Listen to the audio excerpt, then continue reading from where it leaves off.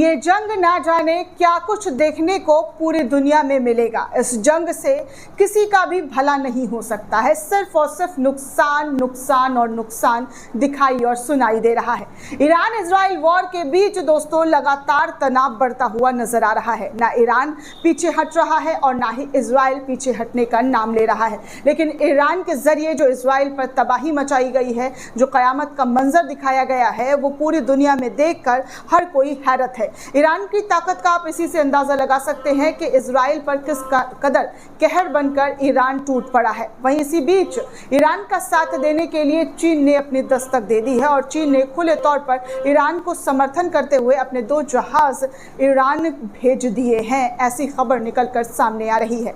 लेकिन दोस्तों, खबरों में आगे बढ़ने से पहले आप सभी से मेरी एक अपील है, एक गुजारिश है कि अगर भूल चूक से कोई फेक फर्जी वीडियो जाती है तो उसके लिए हम आपसे पहले ही माफ़ी मांग लेते हैं, क्योंकि इतने सारे वीडियो हैं दोस्तों जहां पर फेक कौन है रियल कौन है ये बता पाना बहुत मुश्किल होता है। बहुत कम टीम के साथ हम काम करते हैं और लगातार हम आप तक सटीक और पक्की खबरें पहुँचाने की कोशिश करते हैं। ऐसे में अगर कोई गलती से फेक फर्जी वीडियो चली जाती है तो उसके लिए हम पहले से ही क्षमायार्थी हैं। दोस्तों, इन दिनों बहुत सारी वीडियो सोशल मीडिया पर वायरल हो रही है और इन वीडियो को हम छांट कर आप तक पहुंचाने की कोशिश कर रहे हैं और अभी भी आपको दिखाएंगे कि कैसे जो है इस युद्ध में बड़ा नुकसान इजराइल को उठाना पड़ रहा है और आगे भी इससे तगड़ा जो है वार एक दूसरे पर करने का ऐलान दोनों ही देशों के जरिए कर दिया गया। लेकिन उससे पहले आप देखिए ये तस्वीर, एक खबर रिपोर्ट सामने आ रही है जहां पर ईरान का समर्थन चाइना के जरिए किया गया है। अपने चाइना के जहाज भेजकर साफ तौर पर ईरान के मिलिट्री को जो है सपोर्ट किया गया है। इसमें कहा जा रहा है कि चीन के जरिए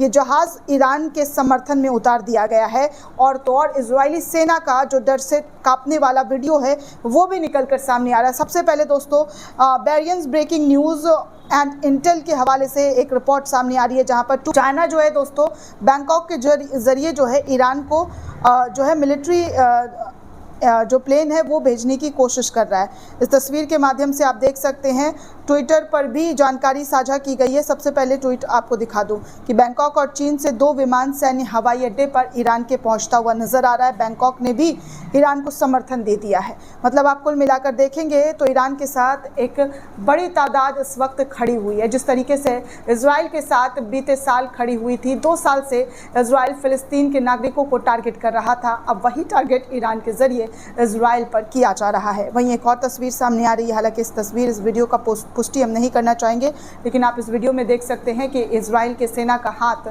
कांपते हुए नजर आ रहा है और वो कांपते हुए दिखाई दे रहे हैं, जिसको एक यूज़र के जरिए शेयर करते हुए जानकारी दी जा रही है कि देखो किस तरीके से इजराइल के सेना डर से कांप रहे हैं।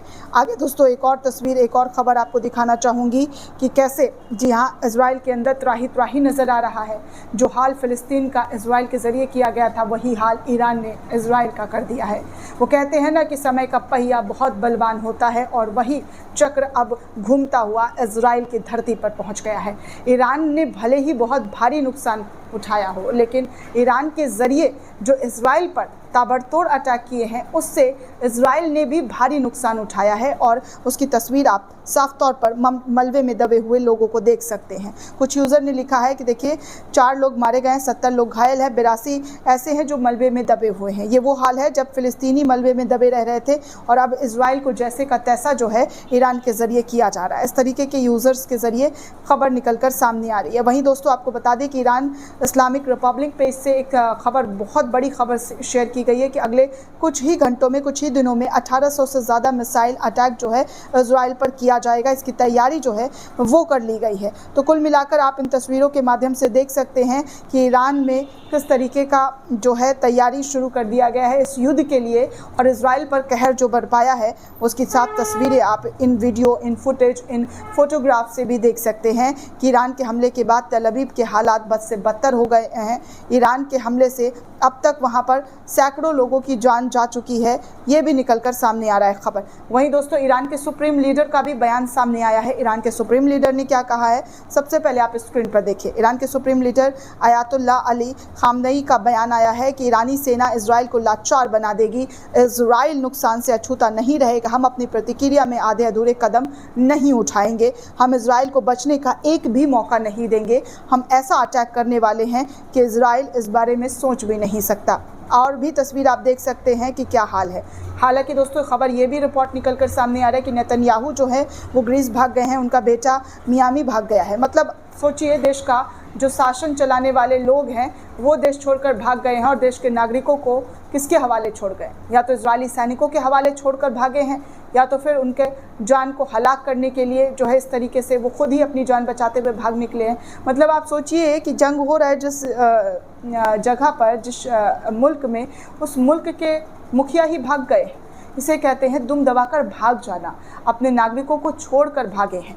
अब आप सोचिए कि उन नागरिकों की क्या गलती? क्या इन लोगों ने कहा था कि भैया तुम ईरान पर जाकर ताबड़तोड़ अटैक करो? अरे खुद को तिस्मार खां समझने वाला इजराइल अब ऐसा हो गया है दोस्तों कि खुद की जान बचाते हुए भाग रहे हैं। मतलब आप सोचिए कि आम नागरिकों की ज़िंदगी से इनको कोई परवाह नहीं है।